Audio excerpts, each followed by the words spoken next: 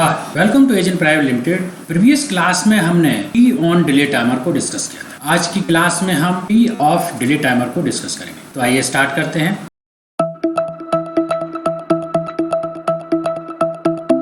जैसे कि आप यहाँ पर देख पा रहे हैं, ये टी ऑन डिले टाइमर है, जो कि हमने प्रीवियस क्लास में इसको टेस्ट किया था। टी ऑन डिले टाइमर कैसे काम करता है? जब इसकी इनपुट की कंडीशन ट्रू हो जाती है तो ये टाइमर एक्शन में आ जाता है और ईटी के अंदर काउंटिंग स्टार्ट हो जाती है। और जब ईटी की वैल्यू पीटी के बराबर हो जाती है तो क्यू आउटपुट जनरेट हो जाता है और जो भी क्यू आउटपुट से डिवाइस कनेक्ट होगी वो आउटपुट ऑन हो जाएगा। तो ये हमने प्रीवियस क्लास में टेस्ट किया था। अब आज की क्लास में हम टी ऑफ पढ़ेंगे। तो हम यहाँ पर इसको डिलीट कर देते हैं और एक न्यू नेटवर्क इंसर्ट करेंगे और यहाँ पर हम सेम इनपुट को यहाँ पर कॉपी पेस्ट कर लेंगे और यहाँ पर हम एक टी ऑफ टाइमर लेंगे। यहाँ से इस पर क्लिक करेंगे और यहाँ टी ऑफ कर देंगे। तो ये टी ऑफ टाइमर हो गया और इसका नाम हम T2 दे देंगे और इसके बाद इसको क्रिएट कर देंगे और फिर यहाँ पर हम PT2 नाम का एक टैग बना देंगे। टाइम टाइप रहेगा टाइम, और एक ET के अंदर भी ET2 बना देंगे, ये भी टाइम टाइप रहेगा टाइम। ये हमने टैग बना लिया। अब हमने एक ही सेंसर से S1 सेंसर से एक टी ऑन डिले टाइमर चलाया है और एक टी ऑफ डिले टाइमर चलाया। पहले इसको देख लेते हैं कैसे ये काम करेगा। ये कैसे काम करेगा? टी ऑन डिले टाइमर है, ये जब S1 की वैल्यू फॉल्स से ट्रू जाएगी तो ये एक्शन में आएगा। वहीं ऑफ डिले टाइमर जब S1 की वैल्यू ट्रू से फॉल्स जाएगी तब ये एक्शन में आएगा और काउंटिंग करना स्टार्ट करेगा और इसका क्यू आउटपुट सेट हो जाएगा। जबकि इसका क्यू जो आउटपुट है वो तब तक सेट नहीं होगा जब तक इसकी ईटी की वैल्यू इलेप्स नहीं हो जाएगी। तो टी ऑफ टाइमर के अंदर आउटपुट पहले से सेट हो जाता है और जब ये ट्रू से फॉल्स जाएगा तो जितना भी टाइम पीटी के अंदर सेट किया है उस टाइम को इलेप्स करने के बाद अपने क्यू आउटपुट को डी एनर्जाइज कर, यानी कि टी ऑन डिले टाइमर में हमारा क्यू को एनर्जाइज करने के लिए काउंटिंग स्टार्ट होती है, इसमें डी एनर्जाइज करने के लिए काउंटिंग स्टार्ट होती है। पहले एक बार इसको टेस्ट कर लेते हैं, फिर हम इसका एक एग्जांपल लेकर के इसको डिस्कस करेंगे। तो इसको टेस्ट करने के लिए लॉगिन करेंगे, रन करेंगे और उसके बाद इसके अंदर कुछ टाइम सेट कर देंगे। मान लीजिए मैं इसमें 15 सेकेंड डाल देता हूँ।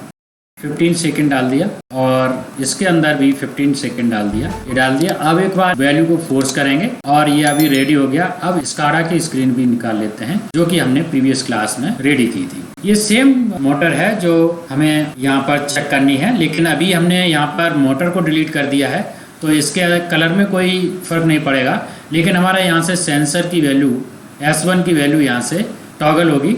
तो मैं यहाँ से एक बार चेक करूँगा टाइमर कैसे काम कर रहा है, उसको चेक कर लेते हैं। ये कैसे काम करेगा? जब इसकी वैल्यू फॉल्स है, अभी ये फॉल्स है, फॉल्स से ट्रू जाएगा तो ये टाइमर स्टार्ट हो जाएगा। एक बार मैं करके देखता हूँ।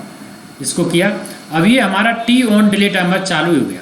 इसके अंदर 15 सेकेंड हमने सेट किए हैं, तो ये 15 सेकेंड जब हो जाएंगे तो ये वाला आउटपुट क्यू जनरेट हो जाएगा। एक बार चेक कर लेते हैं इसको। देखिए जैसे ही ये ईटी की वैल्यू पीटी के बराबर हुई, क्यू यहाँ पर जनरेट हो गया। वहीं जब हम इसकी वैल्यू को 0 करेंगे, S1 की वैल्यू को हम अभी टॉगल कर देते हैं यहाँ से और 0 करेंगे तो इसकी ईटी की वैल्यू 0 हो जाएगी और इसका रोल खत्म हो जाएगा। लेकिन ये टी ऑफ डिले टाइमर हमारा तब स्टार्ट होगा, जैसे हम एक बार इसको 0 करता हूँ, ये 0 किया तो ये हमारा टाइमर स्टार्ट हो गया और इसके साथ ही आउटपुट जनरेट हो गया। अब ये आउटपुट तब कट करेगा जब इसकी ET2 की वैल्यू PT2 के बराबर हो जाएगी। यानी कि इसमें बेसिकली दो डिफरेंस है। एक पहला डिफरेंस तो ये है कि जब इनपुट की कंडीशन फॉल्स से ट्रू जाएगी तो T on delay timer action में आता है और काउंटिंग स्टार्ट कर देता है, इलेप्स टाइम स्टार्ट कर देता है और जब ईटी की वैल्यू पीटी के बराबर होती है तब जाकर के क्यू सेट होता है। वहीं टी ऑफ डिले टाइमर में क्या होता है? टी ऑफ डिले टाइमर में ये इनपुट की कंडीशन ट्रू से जब फॉल्स जाएगी तब टाइमर एक्शन में आएगा और साथ ही साथ इसकी क्यू सेट हो जाएगी। यानी इनिशियली ही इसकी क्यू जो आउटपुट है वो सेट हो जाएगा और इसकी ईटी की वैल्यू जब काउंटिंग करते हुए पीटी के बराबर हो जाएगी तब ये डी एनर्जाइज कराएगा। तो ये दो इसमें डिफरेंस है। जैसे कि आप देख पा रहे हैं, जैसे हम ट्रू करते हैं सेंसर 1 को तो टी ऑन डिले टाइमर चलने लगता है और जब हम इसको ऑफ करते हैं तो हमारा टी ऑफ डिले टाइमर चलेगा। अब इसको इस्तेमाल कैसे कर सकते हैं? इसको इस्तेमाल करने के लिए एक एग्जांपल लेते हैं। मान लीजिए ये M101 मोटर है, इस मोटर को ही कर लेते हैं कि जब हम यहाँ पर स्टार्ट की कमांड दें तो ये तुरंत स्टार्ट ना हो, ये 5 सेकंड बाद स्टार्ट हो, और जब स्टॉप की कमांड दें तो ये तुरंत स्टॉप ना हो, ये 10 सेकंड बाद स्टॉप हो। तो इसको बनाने के लिए कैसे करेंगे? इसमें थोड़ा सा मॉडिफिकेशन करना पड़ेगा। मैं इसको एक बार लॉग आउट कर लेता हूँ और यहाँ पर हम एक नई रंग इंसर्ट कर लेंगे। यहाँ ये आ गई। अब इसके अंदर एक हम ये सेम ही ले लेंगे S_1 ये जैसे ही आएगा तो हम एक मोटर को ऑन करेंगे।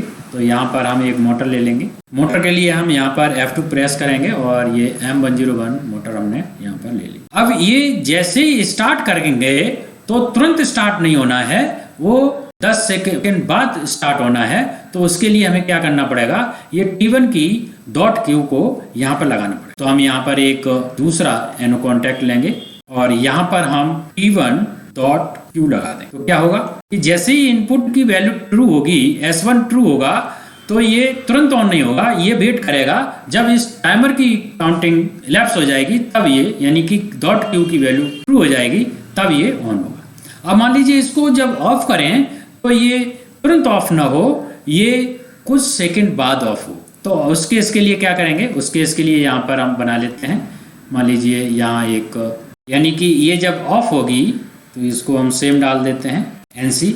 जब ऑन होगी तब तो इस रंग से काम करें, जब ऑफ होगी तो ऑफ के केस में ये तुरंत ऑफ नहीं होनी है, ये हमें T2 का लेना है। तो यहाँ से एक एनो कॉन्टैक्ट लेंगे और यहाँ पर हम T2 डाल दें, T2.Q। अब क्या होगा? जैसे ही हम स्टार्ट करेंगे तो ये तुरंत स्टार्ट नहीं होगा, ये T1.Q जब एनर्जाइज हो जाएगा तब जाके ये स्टार्ट होगा। और एक बार स्टार्ट हो गया तो जब इसको 0 करेंगे तो 0 से ये यहाँ से तो ऑफ हो जाएगा, लेकिन यहाँ से ये कनेक्ट होगा और ये Q2 हमारा ऑन हो चुका होगा, क्योंकि जब ये ट्रू से फॉल्स जाएगा तो हमारा Q सेट हो जाएगा। तो यहाँ से इसको पाथ मिला रहेगा अनटिल अनलेस जब ये Q2 रिलीज होगा तभी ये ऑफ होगा। एक बार इसको टेस्ट कर लेते हैं। लॉगिन करेंगे, सॉरी Q2 लिख दिया, ये .Q होता है। एक बार इसको लॉगिन करेंगे, रन करेंगे और यहाँ पर हम मान लीजिए ऑन डिलीट टाइम को हम 10 सेकंड डाल देते हैं और ऑफ डिलीट टाइम को हम 15 सेकंड डाल देते हैं और इसको एक बार वैल्यू को फोर्स करेंगे और अब हम यहाँ पर इसको एक बार चेक करेंगे। On delay of delay time को हम पहले ही हम चेक कर चुके हैं। तो जैसे ही हम इसको स्टार्ट करेंगे तो ये तुरंत स्टार्ट नहीं होगा। एक बार चेक कर लेते हैं, ये 10 सेकंड बाद स्टार्ट होगा, क्योंकि हमने ऑन डिले टाइमर यहाँ पर 10 सेकंड का डाला। जैसे हमने यहाँ प्रेस किया, ये तुरंत स्टार्ट नहीं हुआ, टाइमर स्टार्ट हो गया और 10 सेकंड बाद ये मोटर को ऑन करेगा। ये पाथ यहाँ से दिखाई देगा, ये देखिए, ये 10 सेकंड बाद ऑन हो गया। अब अगर हमको इसको ऑफ करना है तो जैसे हम इसको रिलीज करेंगे तो ये तुरंत ऑफ नहीं होगा, ये 15 सेकंड बाद ऑफ होगा। एक बार इसको टॉगल करता हूँ, ये 0 हो गया, ये तुरंत ऑफ नहीं होगा, ये 15 सेकंड बाद ऑफ होगा। अब ये ऑफ हो गया। तो इस तरह से आपने देखा कि टी ऑन डिले टाइमर और टी ऑफ डिले टाइमर कैसे काम करता है। तो आज की क्लास में बस इतना ही। Thank you for watching this video. अगर आपको ये वीडियो पसंद आई तो लाइक करें, शेयर करें और अगर आपने अभी तक हमारे चैनल को सब्सक्राइब नहीं किया तो सब्सक्राइब कर लें, साथ ही साथ बेल आइकन को क्लिक कर लें ताकि हमारे लेटेस्ट वीडियो के अपडेट्स आपको टाइम से मिल सके। और अगर आपका कोई क्वेश्चन है, कोई डाउट है तो नीचे कमेंट बॉक्स में पूछ सकते हैं। Thank you.